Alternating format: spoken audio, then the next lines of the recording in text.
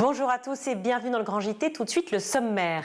51 jours pour nommer Michel Barnier à Matignon et toujours pas de gouvernement formé autour du Premier ministre. Alors, quelles seront les options de dialogue et surtout, comment envisager les grands dossiers qui s'empilent sur le bureau de la rue de Grenelle? On en parle avec Alexandre Portier, qui est député Les Républicains, et Yannick Trigance, qui est secrétaire national du Parti Socialiste.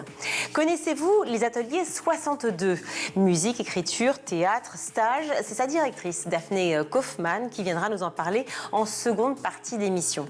Dans sa chronique, Louisa Garotiard nous emmène en Turquie, où les écoles françaises et turques ne sont pas en très bons termes. Mais avant ça, place à l'actualité de l'éducation avec Louisa. Bonsoir Louisa. Bonsoir Virginie. On ouvre ce journal avec les suites des révélations de Victor Castanet sur les crèches privées. Nous vous en parlions hier. Le journaliste Victor Castanet dénonce les conditions de travail des professionnels et les conditions d'accueil des crèches privées. Il était au micro de France Inter ce matin. On l'écoute. Alors c'est évidemment les maltraitances qu'ont subi certains enfants de familles que j'ai pu suivre pendant plusieurs années, notamment des enfants qui étaient dans une crèche située à Villeneuve-d'Ascq, près de Lille, dans lequel vous avez 9 enfants qui sont concernés par des faits de maltraitance. Ça a duré plus d'1 an et vous avez des punitions avec des enfants qui sont pendant de longs moments, parfois pendant des heures, punis dans le noir, sans tétine, sans doudou. C'est des humiliations aussi. Quand les enfants, justement, sont pas propres, il y a certains professionnels qui vont les punir, les humilier devant les autres enfants, ce qui laisse des traumatismes. Et puis, c'est aussi des faits de privation de nourriture. Selon le journaliste, un pacte de non-agression aurait été signé par la ministre démissionnaire de l'égalité femmes-hommes Aurore Berger et Elsa Hervy, porte-parole du lobby des crèches privées, afin de taire le scandale des crèches. Et Aurore Berger a répondu à ces accusations. Oui, dans Le Parisien, l'ancienne ministre déclare « On ne s'est pas revus pendant 15 ans, nous n'avons jamais déjeuné ni pris un café en tête-à-tête ensemble. Je n'ai rien à cacher et l'État non plus. » Elle ajoute se réserver le droit, je cite, « d'attaquer le livre s'il y a des propos qui lui portent atteinte. » Quant à Elsa Hervy, elle préfère lire l'ouvrage avant de livrer tout commentaire. Autre sujet, la réforme du brevet souhaitée par Gabriel Attal dans le cadre du choc des savoirs n'aura finalement pas lieu. Le rendre obligatoire pour le passage en seconde, c'était la volonté de Gabriel Attal alors qu'il était à la tête de l'Éducation nationale en décembre 2023. Il souhaitait rompre avec les règles du brevet, vieille de 76 ans, en cause l'affaissement du niveau d'exigence. Les textes n'ont pas été inscrits à temps et seront étudiés le 10 octobre prochain. Trop tard pour les appliquer en 2025 alors que les élèves s'apprêtent à le passer. Voici ce que confiait Sophie Vénétitès, secrétaire générale du SNES-FSU, au micro de France Inter. On a fait la rentrée sans avoir vraiment d'informations stabilisées à donner à nos élèves et aux familles sur le brevet qu'ils allaient passer en juin 2025. Si les règles du jeu avaient dû changer là dans les prochains jours ou les prochaines semaines, ça aurait été extrêmement inconfortable parce qu'il aurait fallu finalement expliquer aux élèves que les règles avaient changé, que tout ce qu'ils avaient fait depuis le début de l'année allait peut-être devoir être revu et puis surtout il aurait fallu leur dire que s'ils n'avaient pas leur brevet, ils ne passeraient pas en seconde. Donc changer là encore les règles et le discours en cours d'année. Donc voilà, de ce point de vue-là, c'est plutôt une bonne chose. C'est une bonne chose aussi que le brevet ne devienne pas obligatoire pour passer en seconde. Ça aurait été une mesure très dure, très violente socialement, qui est une forme de tri social qu'on conteste. Donc de ce point de vue-là, c'est aussi une bonne chose, je dirais, pour l'esprit du système éducatif. Et la Cour des comptes a publié ce lundi un rapport sur l'inclusion scolaire qui révèle notamment que les élèves en situation de handicap ne sont toujours pas assez avantagés. Les familles rencontrées ont unanimement qualifié la scolarisation de leurs enfants de parcours du combattant. À ce jour, de nombreux élèves en situation de handicap connaissent des parcours discontinus qui sont source de sentiments de mal-être et d'incertitude sur leur avenir. C'est ce qu'alerte ce rapport. Si la Cour des comptes estime que le nombre d'élèves en situation de handicap a triplé, des inégalités persistent, des classes trop remplies pour adapter les cours, des équipements qui ne sont pas appropriés, un manque de place dans les établissements médico-sociaux, des problèmes de transport, la liste est longue.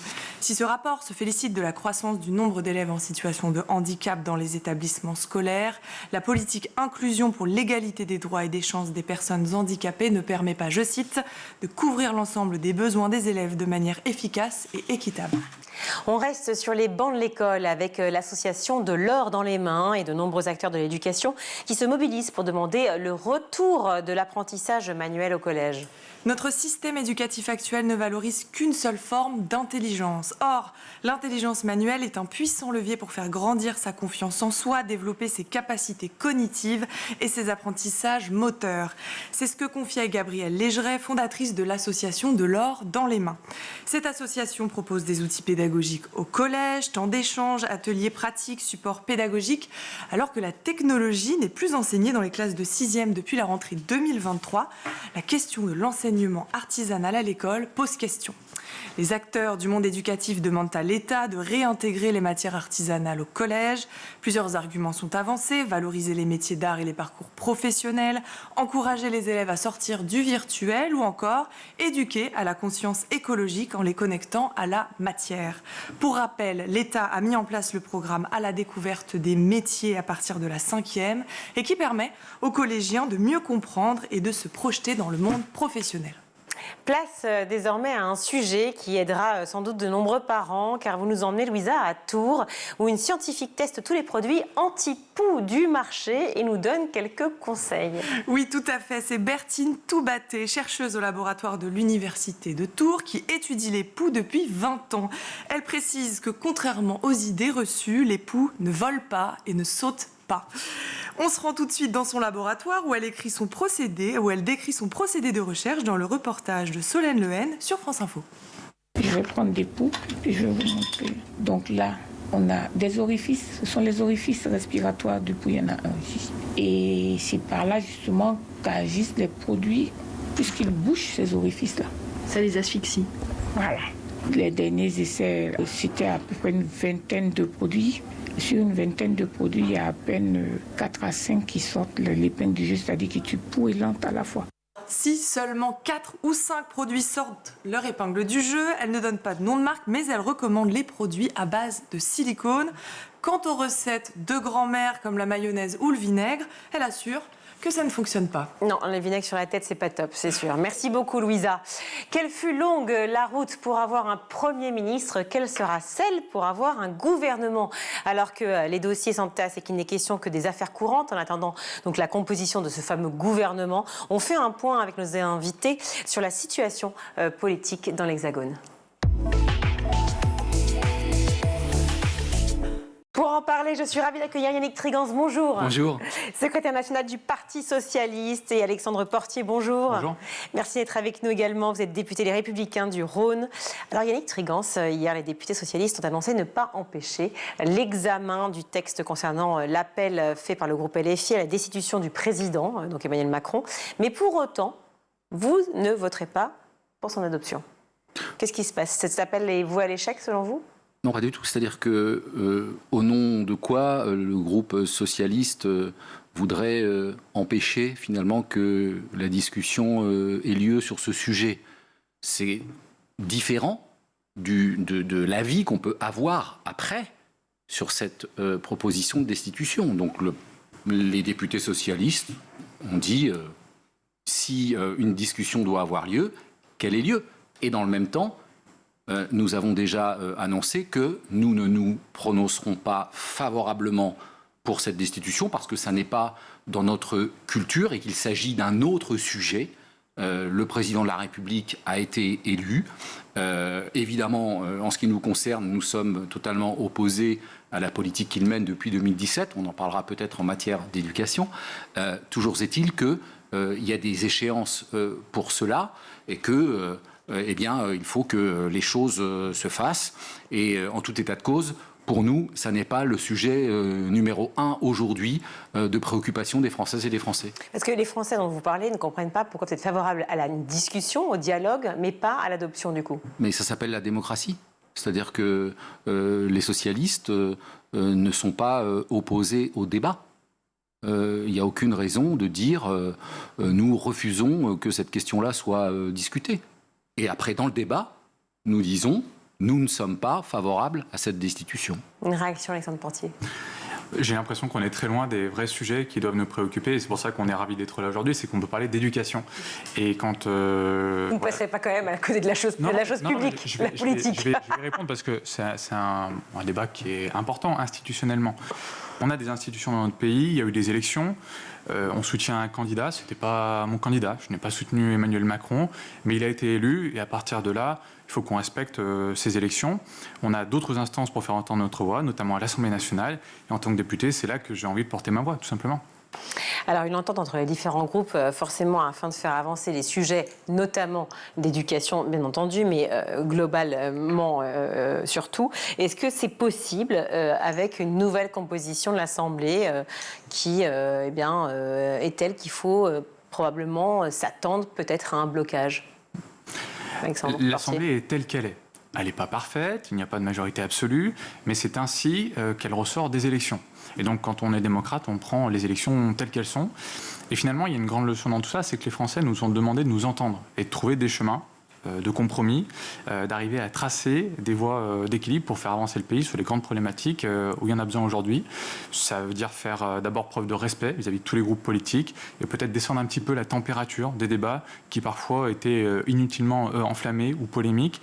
Ça veut dire avoir l'humilité aussi face à la difficulté de la tâche qui est devant nous parce que personne aujourd'hui n'a intérêt évidemment à l'échec de notre pays et tous ceux qui seraient là pour animer un petit peu le chaos, pour mettre de l'essence sur le feu, joueraient d'abord contre notre pays et ça les Français je crois leur feraient payer. Un gouvernement de coalition c'est possible, Yannick Trigance? Écoutez, ça c'est l'affaire de Michel Barnier. En ce qui nous concerne, les socialistes, la position a été arrêtée de ne pas participer donc à ce gouvernement. L'Assemblée nationale, aujourd'hui, c'est le choix des Françaises et des Français. Et après, il y aura la décision politique. Moi, je regrette que le président de la République, lui, n'ait pas respecté le vote des Françaises et des Français.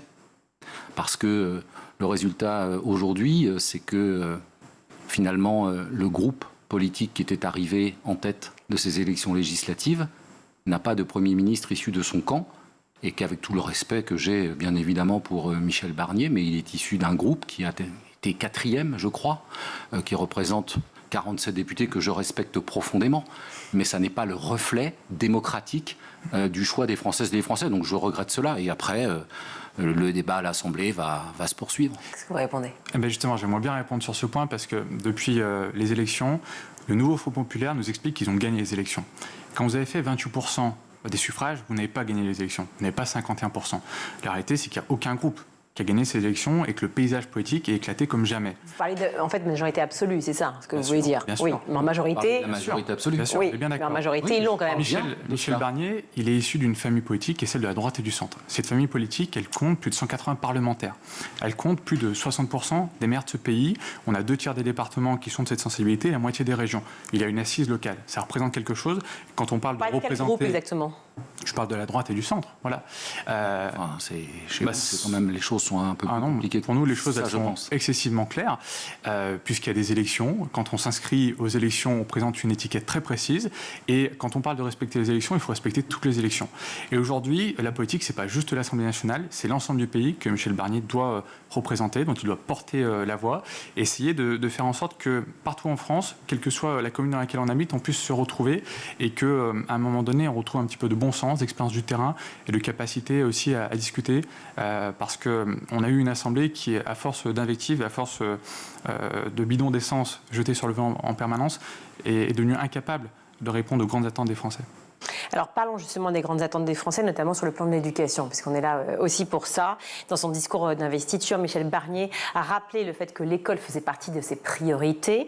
Nicole Belloubet est à ce jour toujours donc ministre des Affaires courantes à l'éducation, pas de nomination à ce que sache pour l'instant de ministre de l'Éducation, enfin de nouvelle ministre de l'Éducation.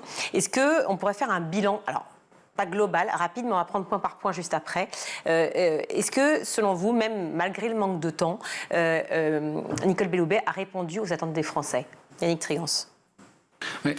Nicole Belloubet s'est inscrite dans le prolongement de la politique ultralibérale mise en place depuis 2017 par Emmanuel Macron et ses nombreux ministres de l'Éducation nationale, c'est-à-dire le démantèlement progressif de l'école de la République. Et donc, elle s'est inscrite dans cette politique-là. Et donc on se retrouve en cette rentrée avec une école qui est en extrême difficulté sur bien des aspects. Mais j'ai envie de dire, le premier sujet, c'est de remettre l'école de la République au cœur des priorités.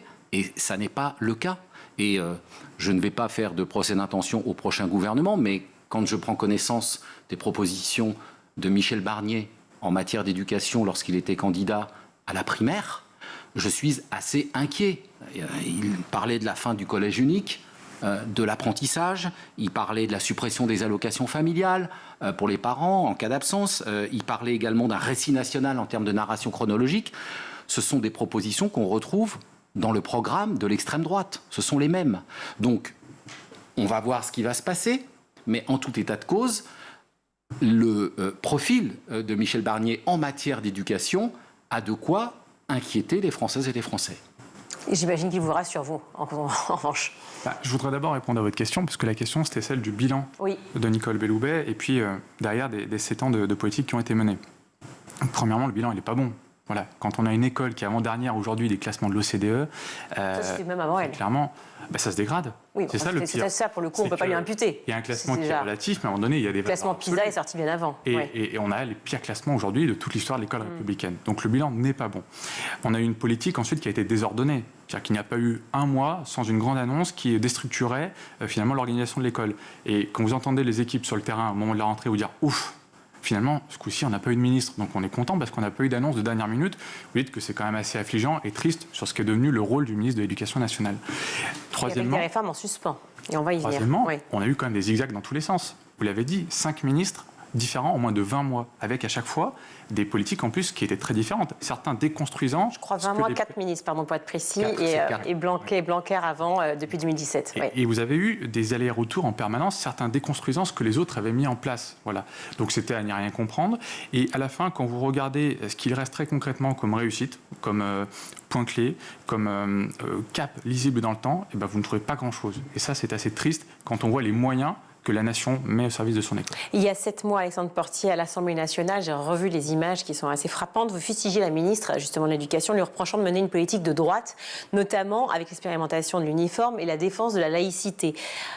J'étais assez étonnée quand je l'ai vu, parce qu'en fait, c'était une façon de pouvoir dire, vous faites la politique, finalement, que vous nous avez reprochée. Vous devriez être content. Alors non, c'est pas tout à fait ce que je lui ai reproché. Je vous invite à revoir. Mais c'est pas tout à fait ce que je lui ai reproché. Non, au contraire. Au contraire, parce que je pense qu'on a besoin aujourd'hui de messages et de caps qui soient très clairs. Clairs d'abord pour les équipes sur le terrain, ensuite clair pour les enseignants qui sont dans les classes, clair pour les parents qui doivent savoir ce qu'ils peuvent attendre de l'école. Aujourd'hui, on a une école qui est à géométrie variable sur l'ensemble du territoire français et nos gamins n'ont pas tout à fait accès à la même chose qu'ils habitent dans un petit village du Haut-Beaujolais, qu'ils habitent en plein cœur de Paris ou qu'ils habitent dans des quartiers populaires. Voilà. Et c'est justement ces zigzags qu'à l'époque je lui ai reproché dans mon intervention. À un moment donné, on a besoin de clarté et je lui avais reproché précisément de ne sans doute pas pouvoir porter les ambitions qui avaient été fixées par son gouvernement. Une réaction par rapport à ce que vient de dire des Alexandre Portier. Oui et non, parce que la politique d'Emmanuel Macron en matière d'éducation, elle est très claire depuis le début, depuis 2017. C'est petit à petit de déconstruire l'école de la République et de se retrouver aujourd'hui dans des situations où, sur la question des effectifs, nous sommes toujours, il y a un rapport qui vient de sortir, nous sommes toujours à la traîne, que ce soit en primaire, que ce soit en collège ou que ce soit en lycée. Sur la question de la formation des enseignants, il n'y a toujours pas de formation initiale et toujours pas de formation continue. Sur la question de l'attractivité du métier, avec des enseignants qui font le plus d'heures, qui sont les moins bien payés, qui sont les moins formés et qui ont le plus d'élèves dans leur classe, il n'y a eu aucune avancée. Je ferai juste une remarque, puisque finalement Emmanuel Macron et ses ministres ont réintroduit le travailler plus pour gagner plus sarkozyste, puisque le fameux pacte enseignant, qui d'ailleurs est un échec, puisque 76% des enseignants du premier degré dans le public ne l'ont pas pris. Dans le second degré, ça a marché un peu mieux, mais guère. Mais du coup, dire aux enseignants, pour gagner plus, il vous faut travailler plus, c'est d'abord faire passer dans l'opinion publique que finalement ils auraient du temps, alors que ce sont déjà les enseignants qui, dans les pays de l'OCDE, font le plus font le plus d'heures. Et puis aussi, c'est la question, mais on en reparlera peut-être, de la mixité sociale et scolaire, où là, il y a eu un déni d'Emmanuel Macron et de ses ministres successifs, et même pire que cela, une ministre de l'Éducation nationale qui prend ses fonctions et qui dit devant les journalistes qu'elle a retiré ses enfants de l'école publique pour les mettre dans l'école privée parce que dans l'école publique, on manque de remplaçants. Vous parlez d'Amélie Oudéa-Castéra, qui était l'ancienne ministre effectivement de l'Éducation. Alors, puisque vous faites allusion effectivement à la mixité sociale, ça me permet de parler de votre livre « Mixité sociale et scolaire, quel levier pour quel projet ?» paru aux éditions de l'Aube. Il est évidemment question donc, de la mixité sociale et je vais vous lire si vous le voulez bien. En déclarant que la pédagogie peut renverser la sociologie et que les inégalités sociales n'expliquent pas tous les écarts, l'ex-ministre de l'Éducation nationale, Gabriel Attal, à l'instar du président de la République, dans un impensé total de ce que constitue la mixité sociale et scolaire. Mais plus grave encore, cet impensé fait peser sur les seuls enseignants la responsabilité du niveau de leurs élèves. Bien sûr. C'est grave, la déclaration qu'il a pu faire. C'est-à-dire qu'on laisse à penser que ce seraient les enseignants, de par leur pédagogie, qui aggravent la situation au sein de l'école. C'est quand même terrible. Mais vous savez, quand on regarde, moi je dis souvent, on ne peut pas être convaincu pour les autres si on n'est pas convaincu pour soi. Or, les ministres de l'Éducation nationale successifs depuis 2017, quand on regarde leur parcours, finalement, ils ont peu connu l'école publique. Et que je pense que là, il y a un véritable sujet. En tout état de cause, ce qui est clair, c'est que si on continue dans la situation actuelle avec un gouvernement, et d'ailleurs je serais heureux moi d'entendre Michel Barnier et le prochain ministre et la droite d'une manière générale s'exprimer sur cette question de la mixité sociale et scolaire. Parce on va en profiter, on a Alexandre Portier sur ce plateau. On va en profiter. mais donc du coup, c'est un véritable projet de société, c'est-à-dire que clairement, est-ce que l'on veut avoir le temps de la scolarité obligatoire, au moins, sur les mêmes bancs de l'école de la République, tous les enfants, quel que soit le milieu d'où ils viennent et les endroits où ils vivent, ou alors est-ce qu'on veut une société à l'américaine de la partition, du séparatisme et de l'entre-soi? Et en ce moment, c'est une école de l'entre-soi qui se met en place. Est-ce que vous pouvez répondre à ce que vient de dire Yannick Trigan, s'il vous plaît, Alexandre Portier, sachant que de nombreuses évaluations et rapports mettent en évidence que la mixité sociale favoriserait justement la hausse du niveau des élèves dans leur globalité? Il y a beaucoup de choses et sur beaucoup de constats, on peut se retrouver. La mixité scolaire, elle est aussi d'abord le reflet de la mixité sociale. Et on est dans un pays aujourd'hui qui est extrêmement clivé.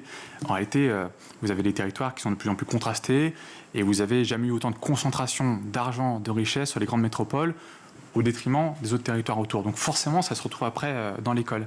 Et moi, effectivement, j'aimerais bien qu'on arrive à mettre plus de mixité à l'école, et notamment dans certaines formations. Par exemple, le sujet qui est aujourd'hui totalement passé à la trappe, c'est la question du lycée professionnel. Alors, pas chez School TV, hein. On traite ce sujet pratiquement toutes les semaines. C'est pour ça au contraire. Qu'on puisse en parler, mais si vous regardez aujourd'hui les journaux, vous lisez la presse, vous regardez même les livres qui sortent sur l'école, personne ne parle de lycée professionnel. Voilà. Et à un moment donné, il faudra peut-être qu'on s'interroge, est-ce que tous ceux qui nous font des grandes théories sur la mixité sociale poussent leurs enfants à aller au lycée professionnel? Il y a une espèce d'omerta, une espèce de grand tabou. Est-ce que les ministres, est-ce que les parlementaires, est-ce que les politiques envoient leurs enfants au lycée professionnel? Mais est-ce qu'on donne les moyens à la formation professionnelle d'exister comme elle devrait? On est bien d'accord, c'est qu'on n'y a pas donné toute la place qu'on devrait lui donner. Et finalement, on se concentre sur le petit bout de la lorgnette. On ne prend le sujet que par un prisme, parce qu'on devrait interroger l'ensemble de la structuration de l'école et non pas uniquement, comme on le fait de manière assez démagogique, la question par exemple du privé, parce que c'est souvent vers ça que la gauche a envie de nous emmener. C'est très pratique de taper sur le privé, sauf que s'il n'y a pas de mixité ou s'il y en a parfois moins à certaines époques de mixité dans le privé, c'est tout simplement à cause de l'État. C'est l'État qui définit les moyens qu'il alloue au privé. Donc là, on est dans une espèce de grande blague. La réalité... Pourquoi la blague? Attendez, je ne comprends pas. C'est très étonnant ce que vous dites, parce que je pense, sur ce sujet-là, on a deux sujets en même temps. On a le premier sujet, et ça, il faut qu'on le dise et qu'on le redise, qui est la question de l'attractivité de l'école publique. Parce que le jour où chaque parent sera persuadé qu'en bas de son immeuble, dans le quartier où il habite, dans l'école publique, les conditions de la réussite de son enfant sont réunies pour qu'il réussisse, les parents mettront... de l'école privée, ce que vous voulez dire, ça, c'est la première. Et le deuxième sujet, monsieur le député Portier, c'est quand même la question de l'enseignement privé. Moi, je ne suis pas pour supprimer l'enseignement privé. Il y a eu une histoire, ça a été tenté. Sauf que, en France, c'est le seul pays qui finance à hauteur de 73% sur les deniers publics l'enseignement privé sous contrat, sans aucune contrainte. Le rapport de la Cour des comptes, on ne peut pas taxer la Cour des comptes, précise quand même qu'il n'y a aucun contrôle administratif, juridique, financier et pédagogique sur l'enseignement privé. Vous savez que l'enseignement privé sous contrat, 96% des OGEC, l'enseignement catholique, sont dans la loi de 2013, quand elles sont sous contrat, et doivent assumer des missions de service public. C'est écrit dans la loi. Et dans ces missions de service public, il y a la mixité sociale. Or, aujourd'hui, vous avez, dans l'enseignement privé, vous avez 40% d'enfants issus de milieux favorisés et très favorisés pour seulement 10% d'enfants défavorisés. C'est l'inverse dans le public. Donc, ce que nous demandons, et ce que font des élus comme Sébastien Vincini en Haute-Garonne ou Éric Lejoindre à Paris, c'est simplement de moduler. Et c'est ce que j'explique. Il y a des endroits où ça fonctionne. On module les financements publics en disant vous accueillez davantage de mixité sociale et vous aurez à ce moment-là un financement en conséquence. C'est une question d'équité. Vous ne pouvez pas dire que le privé n'est soumis à aucune contrainte. C'est pas vrai. Déjà, c'est l'État qui définit ses moyens. Déjà, l'argent ne tombe pas de nulle part. Voilà, vous dites qu'ils sont financés pour partie. Mais il remplit pas. Et ensuite. Les privés, il est soumis à la loi quand même. Il y a un code de l'éducation qui fixe des objectifs. L'enseignement privé n'est pas au-dessus de la loi. Il n'est pas non plus en dessous. Monsieur le député, vous savez très bien comme moi que les lois, elles sont faites pour être respectées. Bien. Moi, j'ai été inspecteur d'éducation nationale. Vous voulez que je vous dise dans combien d'établissements privés je suis sous contrat, je suis allé inspecter ? Ça n'existe pas. Et le rapport de la Cour des comptes qu'on ne peut pas taxer, pardonnez-moi, de gauchisme, dit qu'il n'y a aucun contrôle, ou quasiment aucun contrôle. Donc, l'enseignement privé... Davantage de contrôle dans l'établissement, pour l'un comme pour l'autre.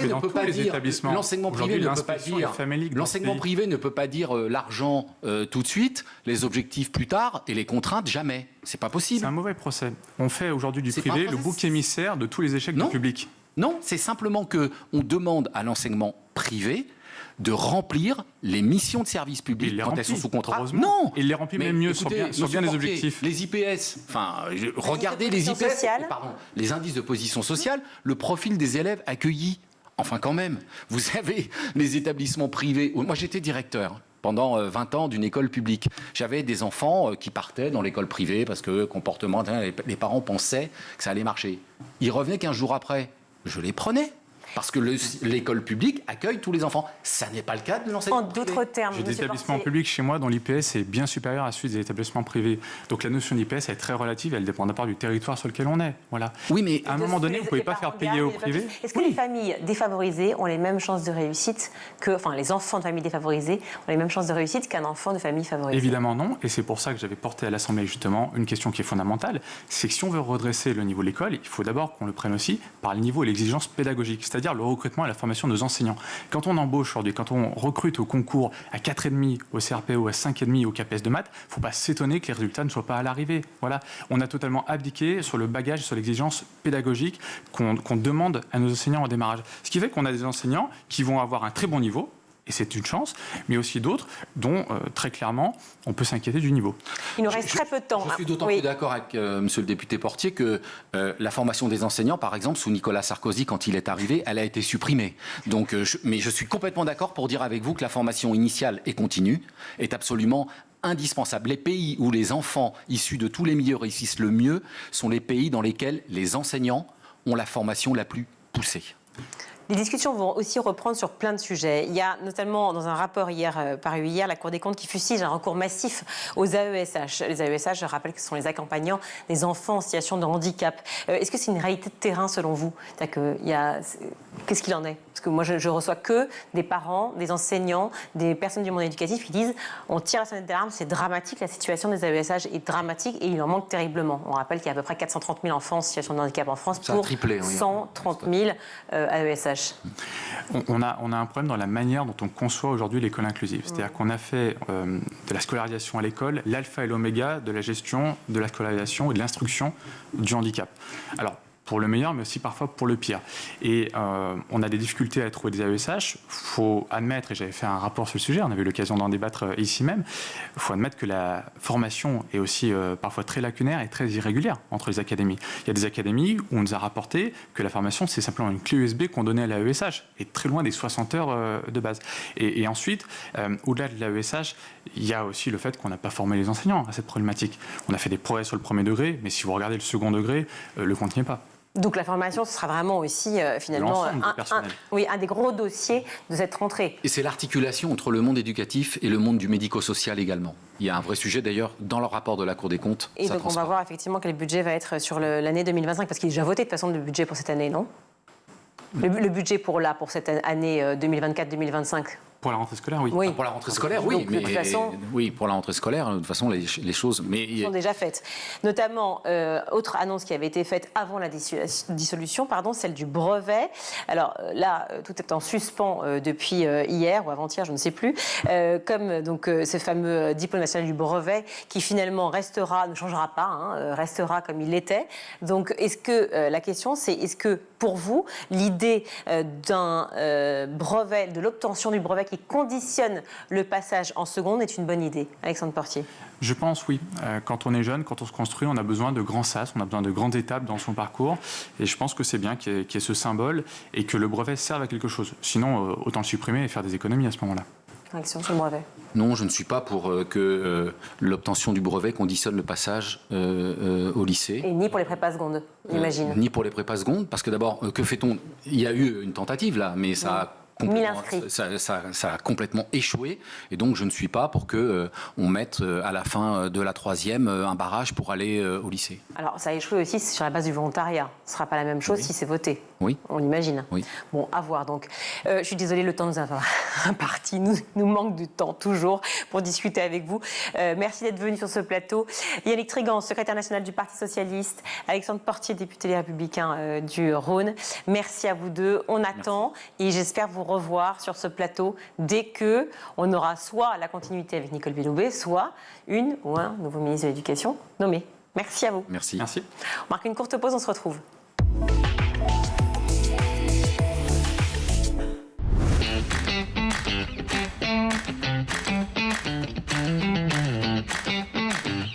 Chaque matin, dès 6h, retrouvez Emmanuel Davidenkoff et son équipe dans La Quotidienne. En compagnie d'un invité fil rouge, il vous donne des clés de compréhension et des pistes d'action en matière d'éducation. L'école, c'est le sanctuaire, mais c'est aussi un sanctuaire qui doit protéger nos enfants. À partir de 9h, Patrice Boisfer prend le relais dans le MAG. Au cœur des territoires, la parole est donnée tous les jours aux élus locaux et régionaux, ainsi qu'à ceux qui font l'école.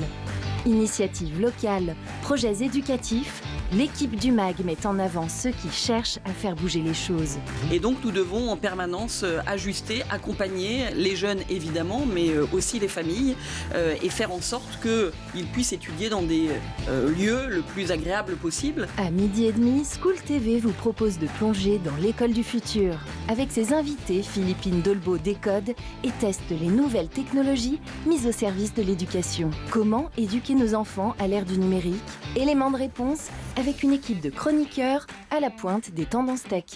Nous, notre point, c'est de dire qu'avec l'expansion du numérique et la prépondérance des écrans, il est normal de donner à la littérature les moyens de se battre à l'heure du numérique. Tous les soirs à 20h30, dans le grand JT de l'éducation, Virginie Guillaume fait le point sur l'actualité du jour. Politiques et acteurs de l'éducation se questionnent sur l'avenir de nos enfants à l'école. Je me suis rendu compte que beaucoup d'enseignants aujourd'hui en France se retrouvent à utiliser leur propre téléphone portable, leur propre ordinateur pour faire des contenus ou pour dialoguer avec leurs élèves. C'est indigne. Chaque semaine, Malika Ménard reçoit une personnalité qui raconte ses souvenirs d'écolier et dévoile sa vision de l'école d'aujourd'hui et de demain. L'école de demain, ça doit être d'offrir 1 milliard de possibilités à tout le monde avec le même niveau de satisfaction et qu'il n'y ait pas les bons, les mauvais.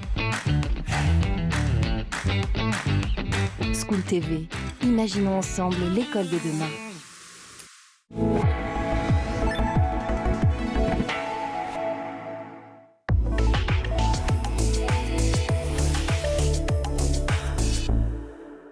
De retour retour dans le Grand JT. Je suis ravie d'accueillir Daphné Kaufmann. Bonjour. Bonjour. Merci d'être avec nous, Daphné. Vous êtes fondatrice et directrice des Ateliers 62, dont on va parler évidemment.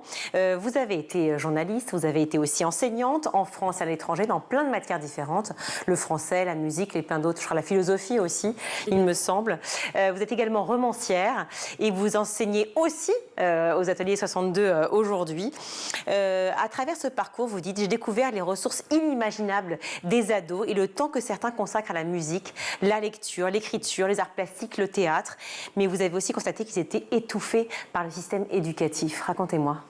Alors, en fait, ce qui se passe actuellement, c'est que le système dit courant ne correspond pas à tous les profils. Et en fait, moi, j'ai remarqué en tant qu'enseignante, par exemple, quand j'étais prof de français, il y avait des jeunes, des ados qui faisaient des totales hors-sujet. C'est-à-dire que moi, je donnais un sujet et ils racontaient complètement autre chose, mais ils avaient une manière de poursuivre une narration, de construire des personnages qui était absolument géniale. Donc moi, j'étais obligée de leur mettre 7 parce que hors sujet. Mais à côté de ça, ils maîtrisaient l'art de l'écriture narrative de manière incroyable. On ne valorise pas assez le potentiel, selon vous, en fait, en France, c'est ça ? Non. Alors, le potentiel créatif et artistique, malheureusement... Alors, je parle pas de... Parce que vous dites par rapport à une discussion, à une dissertation de français, là, on est plus que dans le... On est aussi sur la syntaxe, la manière de raconter, de pouvoir... Et même sur le fond, moi, j'ai eu des jeunes, on a des jeunes aux ateliers qui pouvaient débattre philosophiquement d'une notion. Mais par contre, il me disait, mais je ne comprends pas pourquoi je dois apprendre ce truc par cœur, pourquoi je dois mettre ça en 3 parties. En fait, ça n'a pas de sens. Et c'est ça qui est compliqué, c'est que je pense que le Covid a aidé, mais ils ont commencé à se poser plein de questions et ils sont en recherche de sens. Et si ce qu'ils apprennent n'a pas de sens, ils n'arrivent pas à l'apprendre et je ne jette pas la pierre. Vous pensez vraiment que les programmes sont mal faits, qu'ils n'ont pas de sens, ou vous pensez que certains n'arrivent pas à mettre la pédagogie qu'il faut pour pouvoir les enseigner ? Alors, je ne pense pas que le programme n'est pas en cause, le programme est tel qu'il est. Après, je pense que c'est son application. Comme par exemple le grand oral, moi j'ai crié de joie quand j'ai vu c'est super, enfin, il va y avoir une sorte de, un peu comme à Sciences Po, en plus sympa, on tire un sujet. Mais c'est l'application, parce que je pense qu'il y a un manque de temps, parce que je pense que face à une classe de 30, 40 élèves, c'est très compliqué.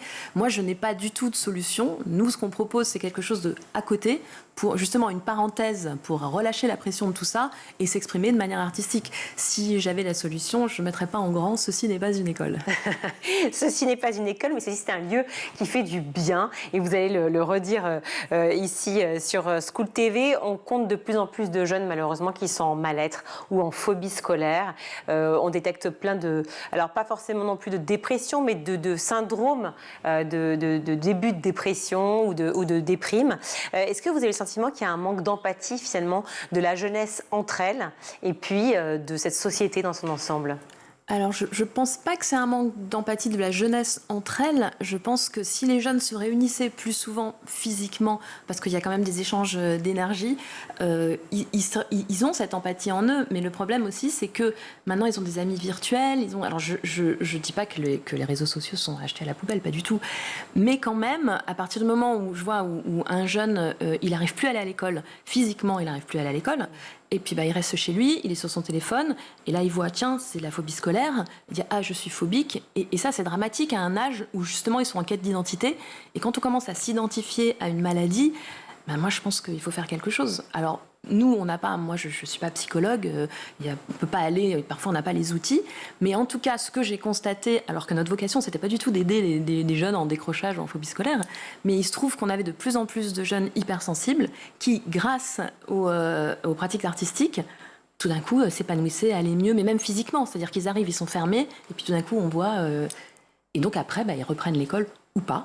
Mais en tout cas, ils sont en forme, ils sont souriants. Et ça, c'est la plus grande satisfaction, franchement. En dehors des ateliers que vous proposez, effectivement, il y a le lieu dont vous parlez qui est essentiel. C'est ce lieu où il y a aussi des rencontres, des échanges et puis des questions qui se posent, effectivement. Alors, des réponses, on ne les a pas toujours, puis on n'en aura peut-être jamais d'ailleurs. Mais finalement, l'essentiel, c'est de se poser les questions. L'essentiel, c'est de les verbaliser. C'est-à-dire, c'est un lieu de dialogue, un lieu d'échange et puis surtout d'exprimer. C'est-à-dire qu'il y a beaucoup de jeunes qui ont besoin d'exprimer, mais énormément de choses. Et je pense qu'une des raisons peut-être pour lesquelles j'ai créé les Ateliers 62, c'est que j'ai une très bonne mémoire et je me souviens très bien de l'adolescence que moi j'ai passée sans trop de... Moi j'adorais l'école, mais c'est quand même compliqué. c'est pas un âge facile, c'est-à-dire qu'on commence à se rendre compte de plein de choses, on se pose beaucoup de questions, on n'a pas les réponses, et quand on est tout seul face à son téléphone, je pense que c'est encore plus compliqué. Vous parlez beaucoup du téléphone, effectivement, les réseaux sociaux qui sont ciblés en particulier, je l'imagine, avec les injonctions souvent à la performance quand on est adolescent. C'est ce qu'on ressent et qu'on lit beaucoup dans les témoignages d'adolescents, cette angoisse effectivement de la performance. Alors quand on parle de performance à la sortie des JO et des Paralympiques, c'est très joli, mais la performance quand on est ado, c'est un peu dur. Est-ce que c'est aussi l'idée de renouer aux ateliers 62 avec la vraie vie et les fondamentaux, effectivement l'hypersensibilité, le lien? Alors oui, la vraie vie, les fondamentaux, mais aussi le travail. En fait, nous, ce qu'on essaie de montrer aux jeunes, c'est que le travail, ça peut être super sympa. Nous, on travaille, on adore ça. Tous les intervenants, ils le voient, ils sont super contents d'être là, ils adorent transmettre. Et même les jeunes, quand ils passent 2 heures à jouer de la guitare, on leur dit « mais c'est du travail, et en fait, ça te plaît ». Et travailler en groupe, c'est génial. C'est-à-dire qu'au bout d'un moment, ils se rendent compte que oui, travailler, finalement, c'est chouette. Et quand on a terminé un travail et qu'on est fier de son travail, ça vaut 10 fois plus qu'une note sur 20. C'est toujours difficile de savoir ce qu'on a envie de faire, déjà quand on rentre en 3e ou en seconde, au moment où on parle d'orientation. Difficile de choisir ses matières pour Parcoursup. Difficile d'imaginer le métier qu'on va faire plus tard. C'est aussi ce lieu d'échange. Peut-être que la part de création, tout d'un coup, se développe et une voix se dessine. En fait, c'est pas forcément. Nous, on s'est rendu compte qu'on a beaucoup de jeunes qui pratiquent des ateliers créatifs et artistiques. Ils vont pas forcément devenir artistes, mais en tout cas, ça leur permet, à un moment donné, d'avoir cette bulle d'air, de penser à autre chose. Tout le côté raison cérébrale est un peu mis en arrêt. Et là, tout d'un coup, ils peuvent peut-être un peu apprendre à mieux se connaître, apprendre à connaître les autres, apprendre à connaître le monde dans lequel ils vivent. Moi, ce que je regrette, c'est que maintenant, les jeunes n'ont pas le temps peut-être que s'ils avaient un peu plus de temps, ils pourraient se poser la question, peut-être pas de savoir ce qu'ils ont envie de faire plus tard, mais en tout cas ce qu'ils aiment. Et là, ils arrivent en fin de terminale et souvent, ils n'ont aucune idée. Des ateliers d'art, de création, ça existe depuis toujours, c'est pas nouveau. Qu'est-ce qu'il y a de nouveau aux ateliers 62, en dehors du fait que ce soit un lieu où les élèves peuvent se retrouver quotidiennement? Alors déjà, toutes les pratiques artistiques sont sous le même toit, donc on peut passer du chant au théâtre, art plastique. Ensuite, on a justement cet accueil, c'est-à-dire qu'on permet aux jeunes qui ne vont pas à l'école de venir le matin, de se poser, de travailler. Parfois, ils font le CNED, ils travaillent à distance. Parfois, juste ils lisent. Et l'idée, c'est qu'ensuite, ils rejoignent des ateliers avec les autres. On a des âges qui sont mélangés, ça gêne pas du tout.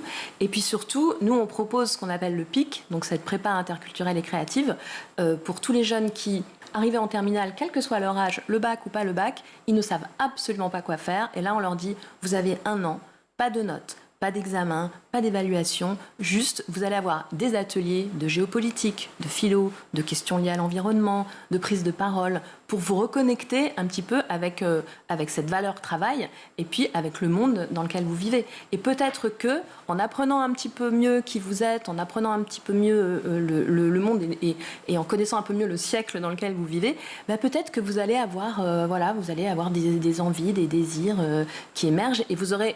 En tout cas, vous ferez des choix qui sont peut-être un peu plus en accord avec la personne que vous êtes et que vous venez de découvrir. C'est intégré, le PIC, le programme dont vous parlez, au chemin que l'on opère pour Parcoursup. C'est qu'on peut faire une année de césure? Oui, maintenant, alors Parcoursup permet une année de césure. Maintenant, il faut savoir exactement comment bien remplir Parcoursup et comment mettre en valeur cette année. Donc pour ça, nous, on est aidés par des coachs, des conseillers d'orientation, qui savent exactement comment mettre ça en mots. Il y a des séances en particulier qu'on appelle le projet d'orientation personnelle. Alors, les cours et les ateliers, il y a du chant, la guitare, la batterie, ou théorie de la musique, c'est génial ça. Écriture créative, écriture littéraire. Écriture créative, est-ce que c'est vous qui le dispensez? C'est moi encore, j'arrive à garder ça. Et en plus, cette année, à la demande générale, j'ai repris les ateliers d'écriture créative pour adultes. Donc, je reçois des adultes un samedi par mois.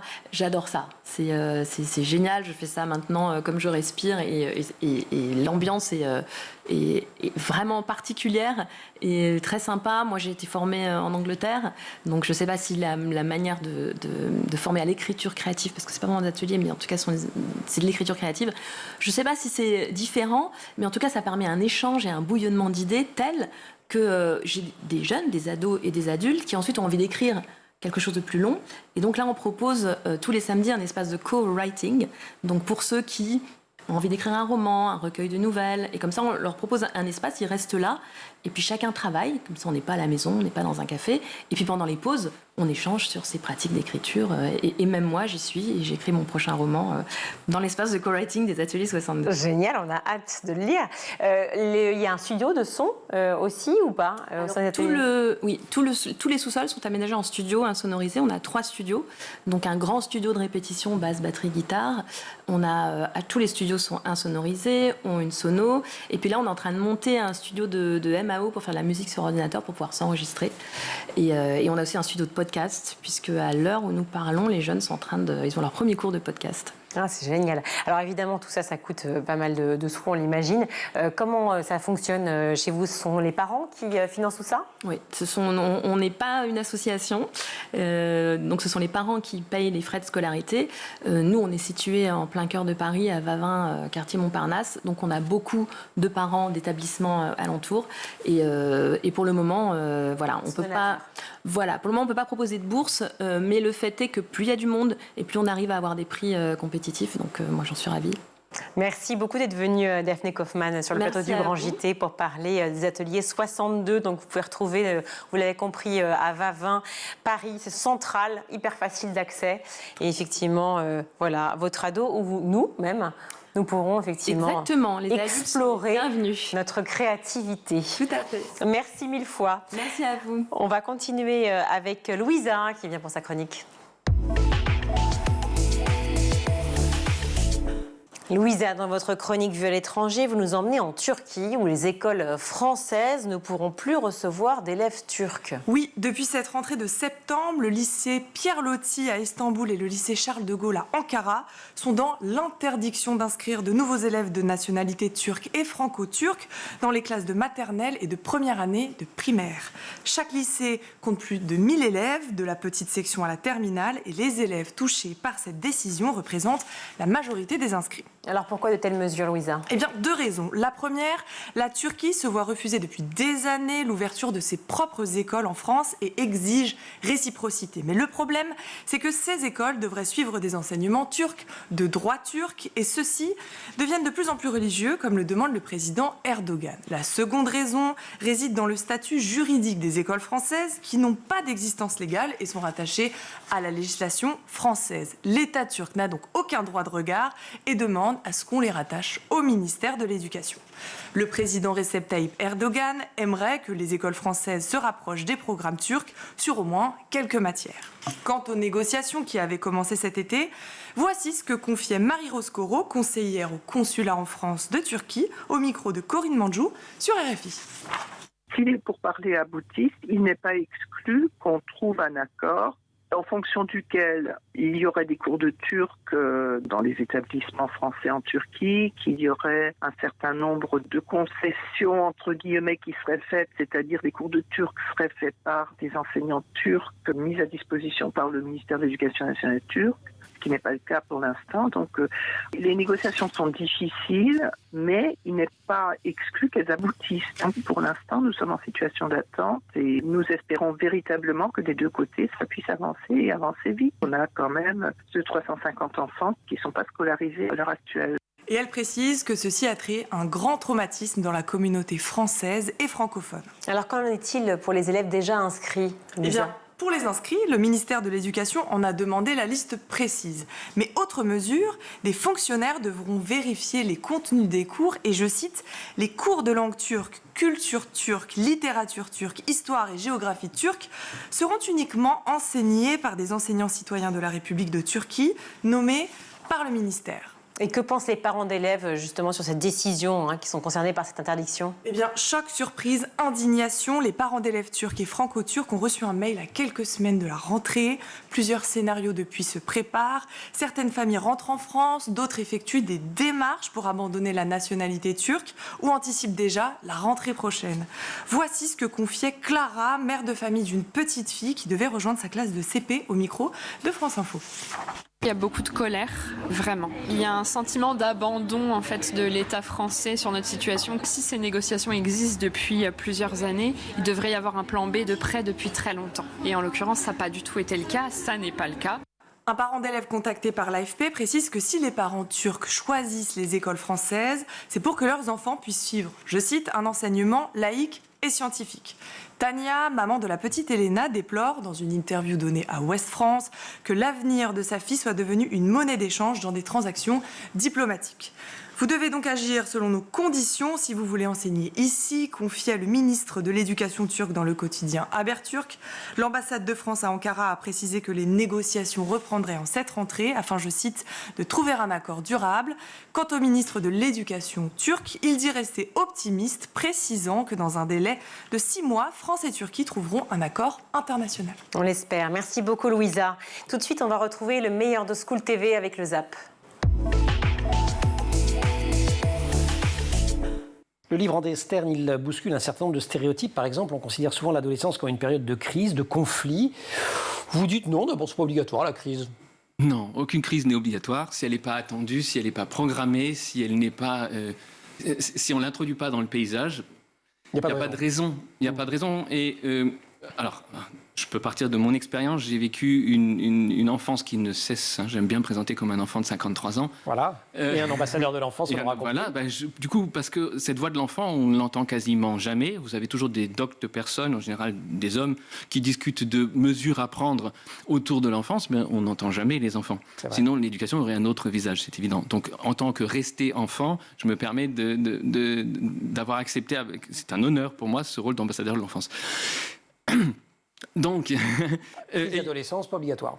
S'il n'y a pas ces rendez-vous sociétaux, s'il n'y a pas ces rendez-vous parce que la famille attend parce qu'on a dit il faut s'affirmer, parce que tout simplement, moi qui ai vécu ce continuum d'une enfance qui continue, j'ai jamais eu à attirer l'attention sur moi parce que j'avais toujours été l'objet d'attention. J'ai jamais eu à me battre pour obtenir de porter des responsabilités qu'on m'avait toujours laissé porter.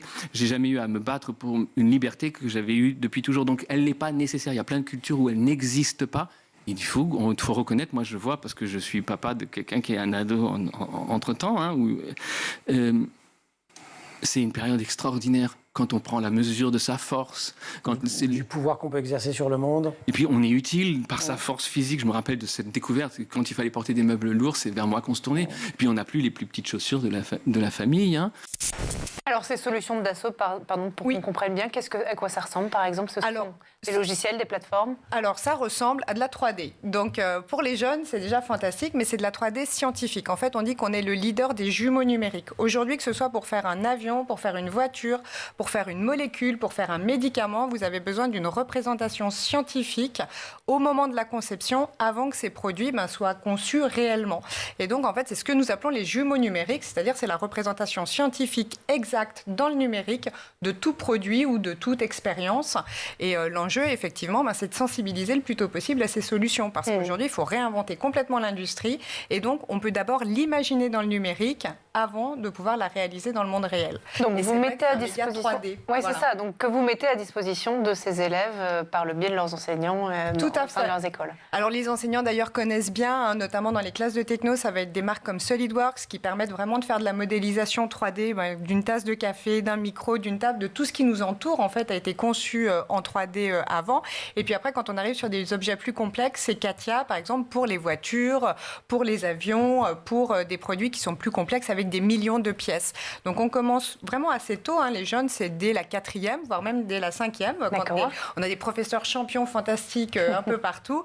Et on a des champions, justement, de nos solutions qui, donc, implémentent dans les classes de technologie. Et puis après, on va jusque dans les écoles d'ingénieurs. Voilà. Donc, les 8 millions, c'est, j'ai envie de dire, quasiment de 5 ans jusqu'à la fin des études, jusqu'à des post-docs. Nous, on est vraiment l'école nationale des fleuristes, donc depuis 1957, on est la première école à avoir, à s'être dédiée au métier de fleuriste et uniquement fleuriste.